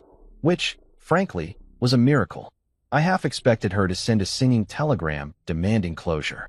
So, like any responsible adult processing emotional carnage, I made coffee, opened my laptop, and Googled how to file a notice to quit for joint tenants who think they own your soul. The internet, bless its pragmatic heart, delivered a checklist, a template, and the comforting realization that bureaucracy loves no one. Filling out those forms was oddly therapeutic. Line by line, date by date, my brain rewired itself from heartbreak to logistics. Address? Check. Leaseholder name? Mine. Reason for notice? Personal separation and tenancy revocation. Translation: you don't get to live rent-free in my emotional or physical square footage. The ink glided across the page like freedom wearing cologne. Ben called mid-form. "You sound weirdly upbeat for a guy filing a breakup eviction." "Because I'm not crying," I said. "I'm notarizing." He whistled. "That's darkly poetic." Everything's poetic when you're done being gaslit. So what's the plan? Serve her legally. Retrieve my stuff. Begin a new chapter titled, "The Man Who Finally Read the Fine Print." You really gonna go through with it? "Ben," I said, "if she can invite Theo to my house, I can invite a process server to hers." The server I hired was a man named Todd. Mid-40s. Bald. The kind of guy who looked like he'd seen it all and still showed up early. He had this dry humor that felt like a mirror of mine. "You sure about this, pal?" he asked, flipping through the paperwork. "I've never been sure," I said. "You'd be surprised how often people change their minds halfway." "Not this guy," I said, tapping my chest. "This guy has receipts, backup copies, and a new hobby called peace." He nodded. "Respect. Most folks get emotional. You're cold as marble." "Architect," I said. "We like our structures stable." He smirked. "All right then, let's build you some closure." When he showed up at the apartment to serve Sophie, I stayed parked across the street, watching like a man auditing his own past. Todd walked up the steps, calm as ever, and knocked. She answered in a robe, hair in that messy bun she only wore when she was equal parts furious and unbothered. I couldn't hear the exchange, but I could see it. Her jaw tightening, the paper trembling in her hand, the slight stomp of her bare foot that said, "How dare you turn consequences into a postal delivery?" Todd came back, dusting off his hands like he'd just changed a tire. "She signed," he said. "Signed? Yeah. Right next to acknowledged receipt. She even underlined your name for emphasis." "That tracks," I said. "You want me to file the affidavit of service today?" "Absolutely. File it with gusto." He grinned. "You're one chill dude, Marcus. I like your style." "Thanks," I said. "I'm running on caffeine and detachment." That night, I went home, not to stay, but to take inventory. I'd learned something valuable from that party debacle. Possession is 9/10 of survival. I wanted my things out before emotions turned into demolition tools. The apartment was oddly quiet. Aurora's sensors greeted me with a soft chime. "Welcome home, Marcus." Environmental tension elevated. "Noted," I muttered. I moved through the space like a ghost checking for haunting rights. My drafting desk, still there. My espresso machine, safe. My toolbox, missing. Classic. I found it later in the hallway closet under a pile of her yoga mats. Symbolic, really. Strength and structure buried under flexibility. Sophie emerged from the bedroom as I was unplugging my monitor. "So it's true," she said flatly. "You actually sent a process server. Consider it closure with a signature. You're unbelievable. I get that a lot lately." She crossed her arms. "You didn't even give me a chance to talk." "You had 6 years," I said, "and an entire birthday party." "That was one night."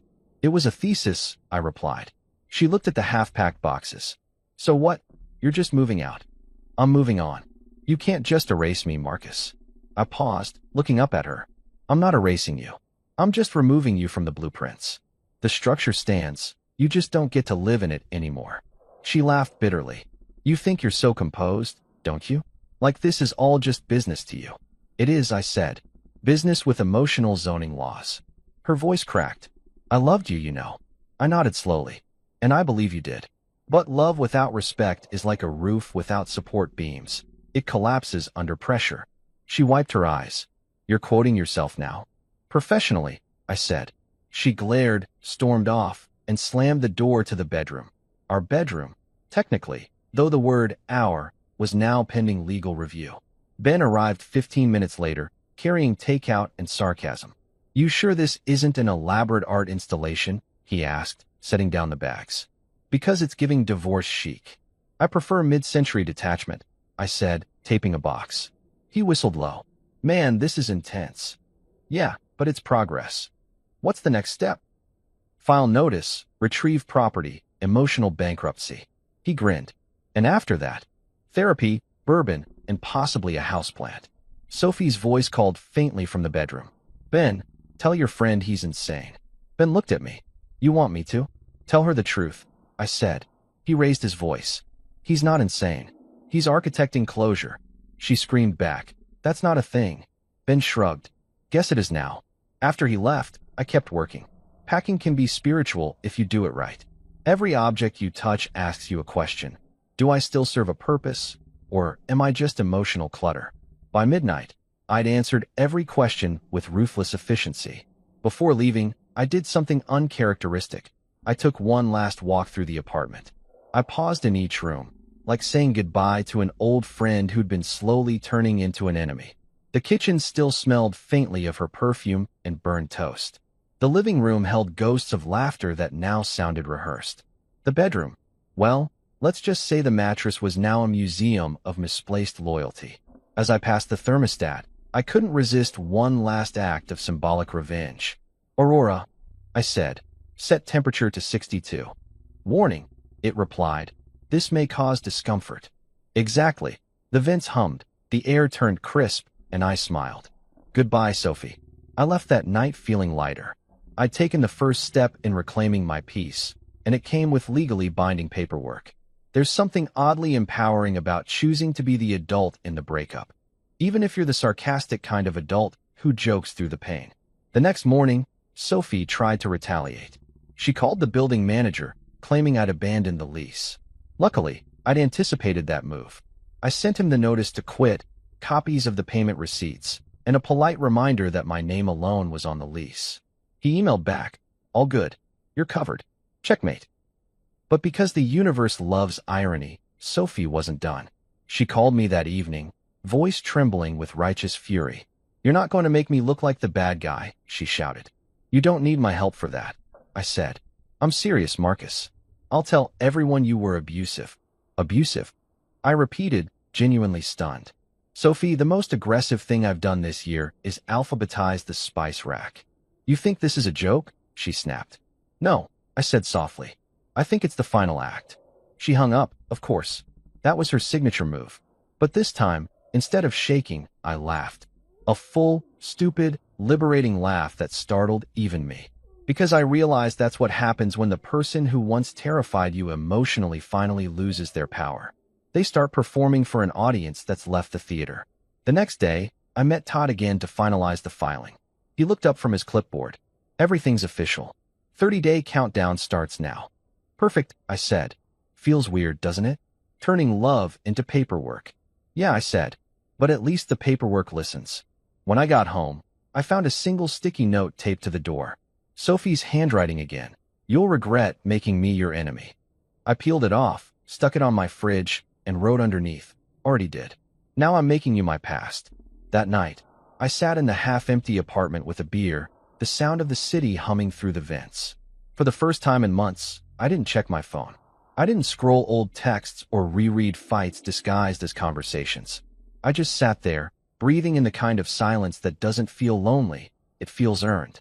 Because sometimes peace doesn't arrive as forgiveness. Sometimes it arrives as a notice, stamped, filed, and perfectly formatted. And if that's not closure, I don't know what is.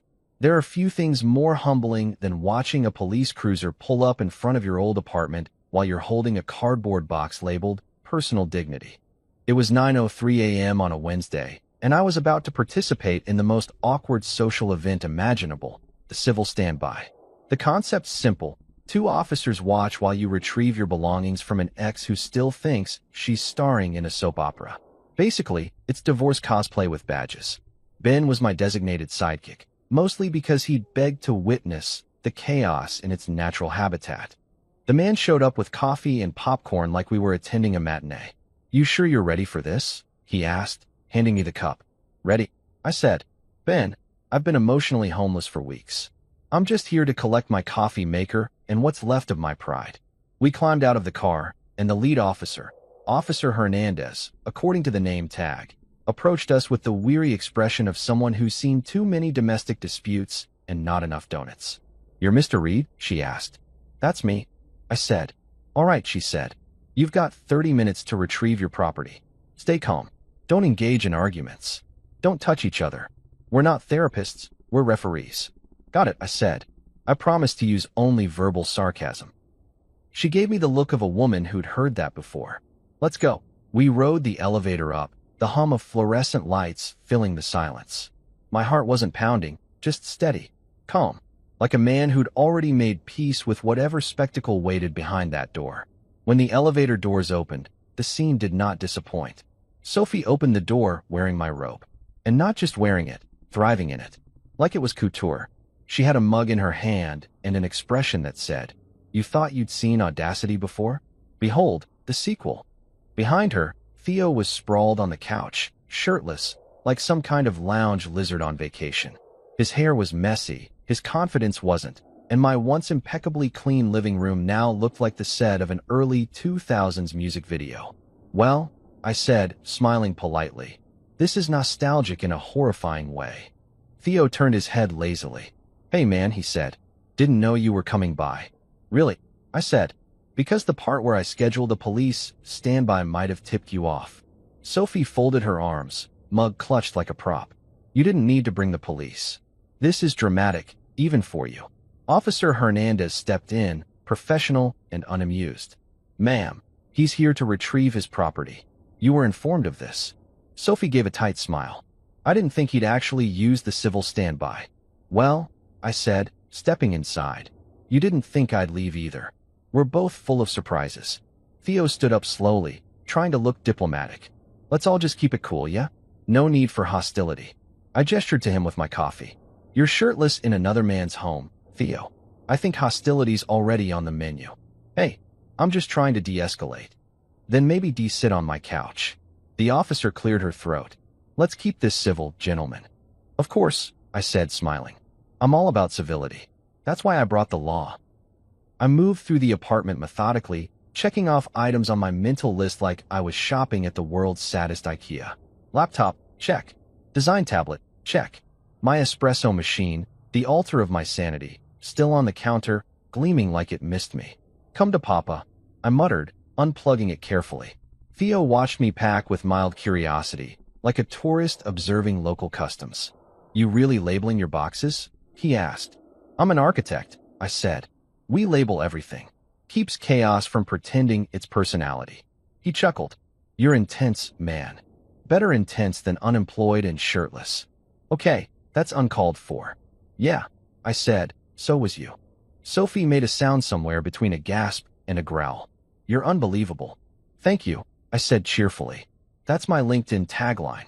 Officer Hernandez stepped closer, clearly regretting every career choice that led her to this moment.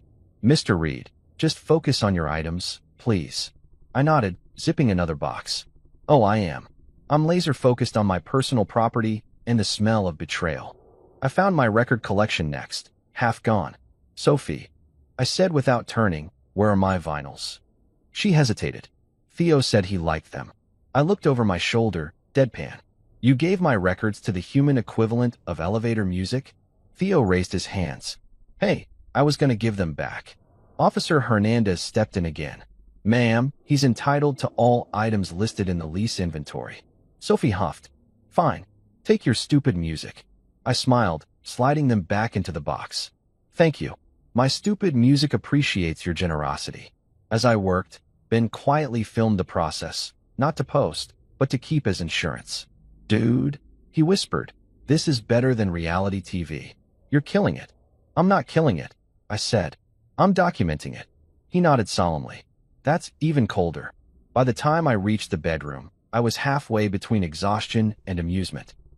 Sophie stood in the doorway, blocking my path. You don't have to do this, she said softly. I paused. Yes, I do. Can't we just talk? We tried that, I said, setting another item into a box. You called me emotionally unavailable, then emotionally manipulative, then emotionally robotic. I'm running out of adjectives. She crossed her arms. You're still making jokes. It's either that or cry, and I'm all out of waterproof mascara. Her eyes softened for a second. I never meant to hurt you, Marcus. I met her gaze. But you did. Repeatedly. And at some point, intent stops matching. Theo, sensing emotional tension, stepped in like an unwanted ad pop-up. Hey, maybe I should. I cut him off. Yes, you should. Back up. Officer Hernandez looked ready to intervene again. I raised a hand. Relax, officer. I'm calm. This is calm. This is the gold standard of calm. Ben muttered. You're terrifying when you're calm. Thank you, I said. It's a skill. I loaded the last box and sealed it with the kind of finality you only get from heartbreak and good tape. All right, I said to the officer. I'm done. Theo shrugged. Guess this is goodbye, huh? Oh, Theo, I said, smiling. This was goodbye the moment you took your shirt off in my living room. Sophie looked like she wanted to slap me and hug me simultaneously. Instead, she said, you'll regret this. Maybe, I said, picking up the espresso machine. But at least I'll regret it in my own place. Officer Hernandez nodded to me. We're good here. Let's go. As I walked out, Sophie called after me, voice trembling with anger and pride. You think you've won? I stopped at the door, turned slightly, and said, No, Sophie. I just stopped playing. The elevator ride down was the quietest moment I'd had in weeks.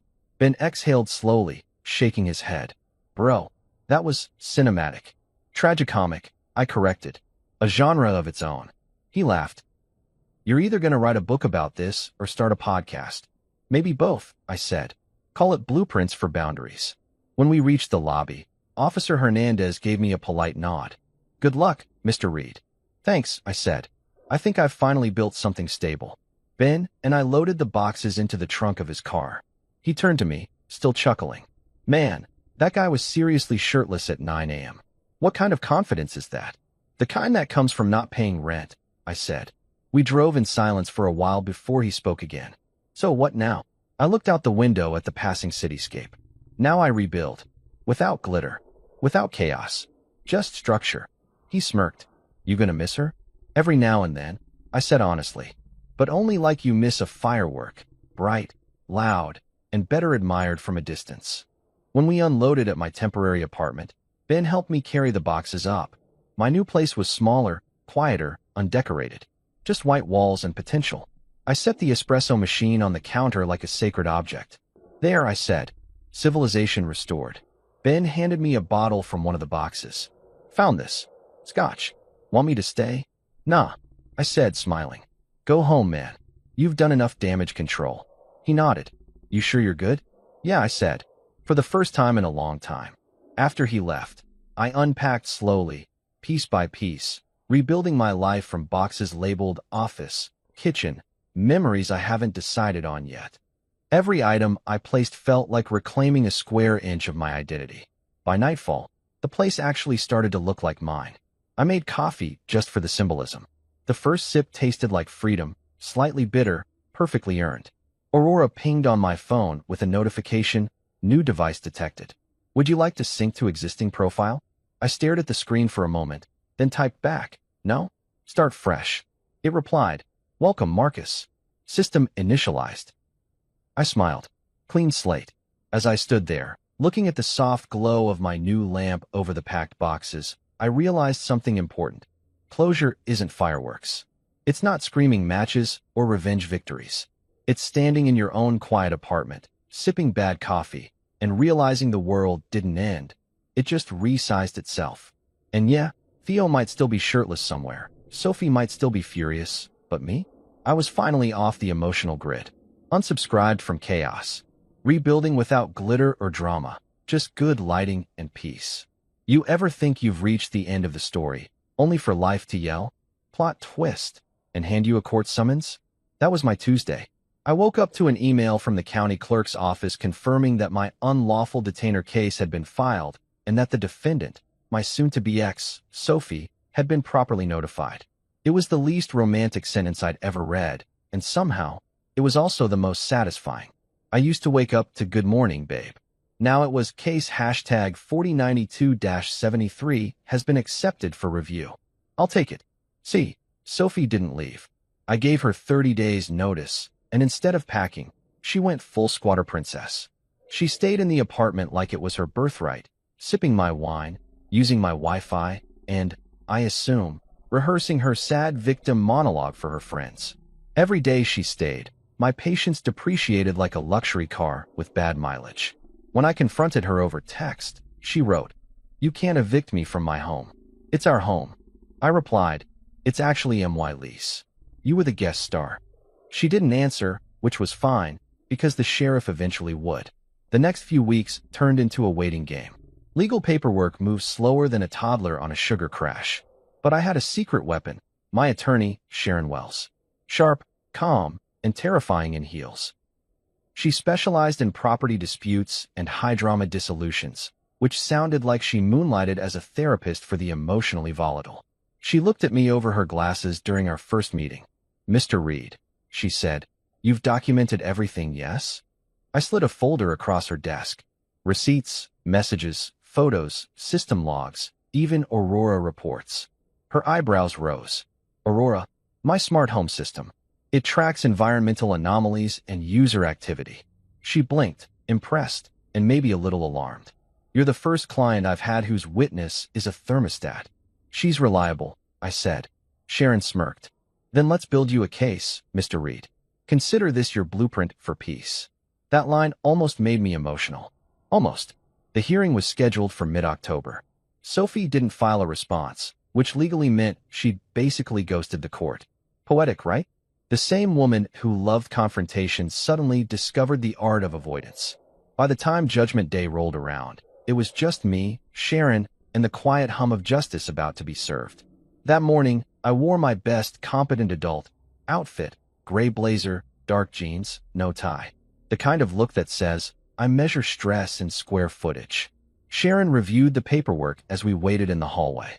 Once we get the default judgment, the sheriff will issue a 5-day notice. She'll have that time to vacate voluntarily. And if she doesn't? I asked. Sharon smiled the way dentists do before they drill. Then she'll leave involuntarily. Inside the courtroom, it was anticlimactic in the best possible way.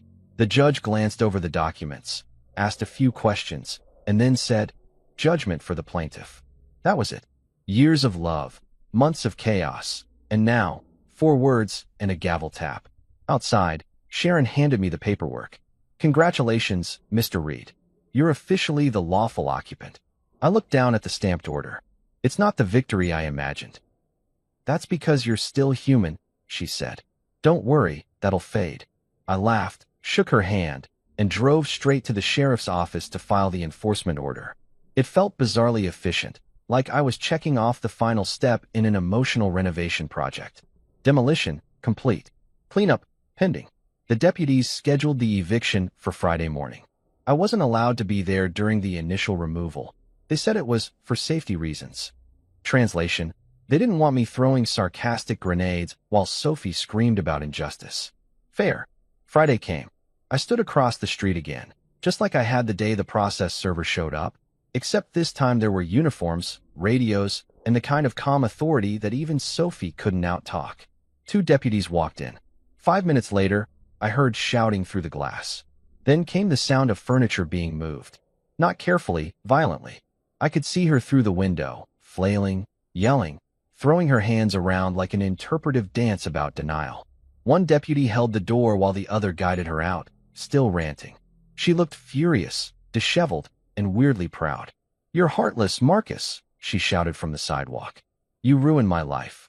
I wanted to say something kind, something neutral, but instead, I said, That's rich coming from the woman who threw a birthday party for her ex in my house. The deputy shot me a warning look. I raised my hands. Just saying.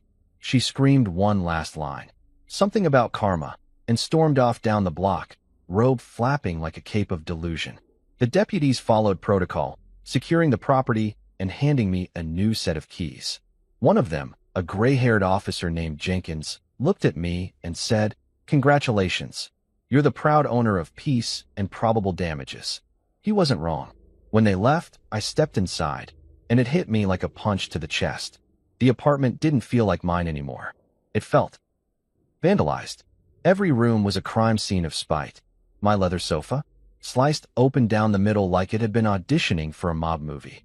The coffee table, smashed. My drafting chair, missing a wheel, which I found lodged in the drywall like she'd thrown it. The kitchen sink was clogged, cemented, literally, with coffee grounds and something that smelled like vengeance. Aurora's voice came through faintly. System damage detected. Environmental distress at 92%. "You and me both, pal," I muttered. I walked around in slow motion, taking in the destruction. The wall-mounted TV was shattered. My books, ripped apart and dumped in the bathtub. And the bathroom mirror? Written across in red lipstick. "Hope it was worth it, psycho." I stared at the words for a long time, then laughed. Not because it was funny, but because it was so perfectly on brand for her. Dramatic handwriting, no punctuation, full commitment to victimhood. If Shakespeare had written petty vandalism, this would have been it. I grabbed my phone, snapped photos from every angle, and emailed them to Sharon. She called 5 minutes later. "Jesus," she said. She really went for it. "She's thorough," I said. "I'll give her that." "You'll need to file for damages," she said. "We'll attach the evidence and pursue small claims. Shouldn't take long." "Good," I said. "I want this chapter ended in ink and judgment." "Keep everything documented," she said. "Don't clean yet." I looked around at the chaos. Oh, trust me, I wouldn't dream of depriving the court of this masterpiece. That weekend, I did what any self-respecting man does after emotional arson. I deep cleaned.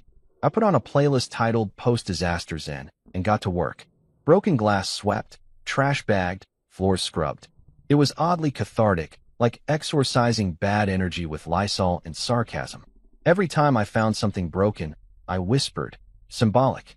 By Sunday, the apartment looked like a minimalist showroom. Empty, clean, echoing. No more rose candles, or throw pillows, or chaos disguised as warmth. Just structure, simplicity me. The following week, I sat in small claims court, staring across the aisle at Sophie. She looked deflated, like someone who'd expected a movie climax and got a spreadsheet instead. When the judge asked if she had anything to say, she tried for theatrics. "He provoked me," she said. "He emotionally abused me." The judge didn't flinch. "Do you have evidence of that?" Sophie blinked. He shut off the lights during my birthday party." The judge turned to me. "Mr. Reed." "Yes, Your Honor," I said. "I also have footage of her inviting her ex-boyfriend to that same party, vandalizing my property afterward, and writing me a message in lipstick. Would you like to see it?" Her lawyer cringed. The judge said dryly, "Please." I handed over the printed photos, the receipts, the Aurora logs. The judge flipped through them, expression neutral but clearly entertained. "Did you really write 'Hope it was worth it', psycho on his mirror, Miss Lane?" Her face drained. "That's not my handwriting." "Really?" the judge said. "Because your Instagram from that same day shows you using the same shade of lipstick." Ben was in the back of the courtroom. I could hear him trying not to laugh. By the end of it, the judge ruled in my favor. $10,000 in damages. The number wasn't huge, but the validation? Immense. It wasn't about the money. It was about the acknowledgement that my sanity hadn't been imaginary. As we left, Sophie brushed past me, whispering, "You think this makes you the hero?" I smiled softly. "No, Sophie. Just the survivor." That night, I sat on my balcony with a glass of scotch, the city glowing beneath me. The apartment was quiet again. No drama, no shouting, no soundtrack but the hum of the refrigerator. I'd finally reached the part of the story where silence wasn't punishment. It was peace. Aurora chimed softly from inside. "Would you like to resume background music?" I thought for a moment, then said, "No. Let's enjoy the quiet." And for the first time in years, I did. There's something profoundly poetic about winning a lawsuit against someone who once swore they loved you forever. Forever, apparently, means until the damages are itemized. The morning of the hearing, I woke up feeling like a man about to defend his dissertation on the topic of emotional architecture and the physics of petty. My exhibit, a stack of receipts, a binder of photographs, and a smart home log file that could double as a witness testimony. If there were a Grammy for organized revenge, I'd be front row, tux pressed. The courtroom wasn't cinematic. It was beige, emotionally and literally. The walls, the chairs, the clerk's cardigan. Everything looked like it had given up on passion decades ago. Ben came with me, of course, claiming he wanted to observe justice in action. But really, he just wanted to see if Sophie would attempt another performance. He even brought popcorn, hidden in his briefcase like a toddler smuggling candy into a movie theater. When Sophie entered, the air changed. She looked composed, which for her meant she'd replaced rage with performative sadness.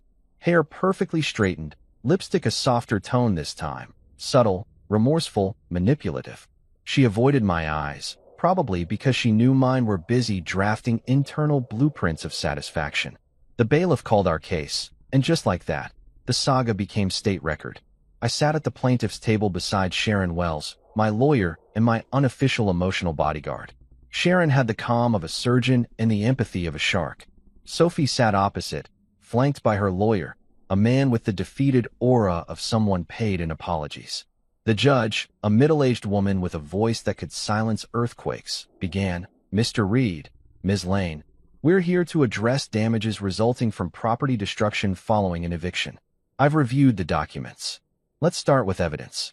Sharon slid the binder forward like it was a holy text. "Your Honor, Exhibit A, photographic documentation of vandalism consistent with retaliatory intent. Exhibit B, written note left by the defendant. Exhibit C, smart home data confirming no unauthorized access post-eviction, proving the damages occurred prior." The judge raised an eyebrow. "Smart home data?" Sharon smiled. "Yes, Your Honor. My client's system recorded environmental anomalies, motion, temperature, lighting. Think of it as an impartial roommate." The judge nodded slowly. "Proceed." On cue, Sharon handed her the printed screenshots from Aurora. Lines of timestamp data. Environmental anomaly detected. Temperature spike. Unrecognized user movement detected in living room. Audio signature. High decibel yelling. I leaned toward Ben and whispered, "Even my house testifies better than she does." He almost choked on a popcorn kernel. Then came Sophie's turn. Her lawyer stood, buttoning his jacket with the energy of a man about to defend a broken toaster. "Your Honor," he said, "my client acknowledges emotional distress but denies malicious intent. The damages were incidental, the result of a misunderstanding." "Misunderstanding?" the judge asked. She spray-painted his mirror. "It was lipstick," he said weakly. The judge glanced at me. "Lipstick?" "Yes, Your Honor," I said. "Shade. Blood of My Enemies by Estee Lauder." A laugh rippled through the courtroom. Even the clerk smiled. Sophie's lawyer looked like he wanted to crawl under the desk. The judge sighed. "All right, let's get to the heart of it. Ms. Lane, did you write this note?" She held up the photo. "Hope it was worth it, psycho." Sophie's voice trembled. "I might have. I was upset." "Might have." Sophie bit her lip. "Okay, I did. Do you dispute causing the other damages listed?" She glanced at her lawyer, then at me. "I don't remember everything clearly. I couldn't help myself." "That's convenient.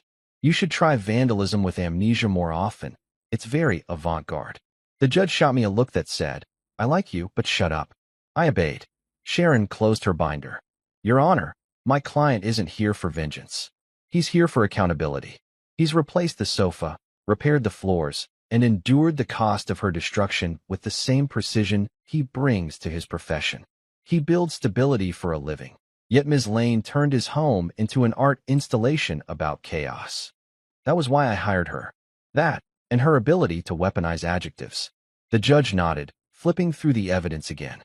"I see invoices, receipts, photographs, corroborating messages. It's quite thorough." Sharon smiled. "My client's middle name might as well be documentation." "Actually, it's Raymond," I whispered. The judge set down her pen. "Ms. Lane, you willfully damaged your ex-partner's property. This court awards Mr. Reed $10,000 in compensation. Boom. Gavel. Final. I felt something release inside me. Like pressure dropping after a long storm. Sophie looked pale, stunned. Her lawyer muttered something about appeals, but she barely heard him. When the session adjourned, she stood up and finally looked at me. "You think this makes you better than me?" she whispered. "No," I said quietly. "It makes me done with you." Her eyes glistened, not with remorse but indignation. "You ruined my reputation." "Sophie," I said, "you handed it to me pre-ruined. I just filed the paperwork." She turned away, muttering something about karma, and walked out, leaving the smell of expensive perfume and poor decisions behind her. Ben exhaled dramatically. "That was wow.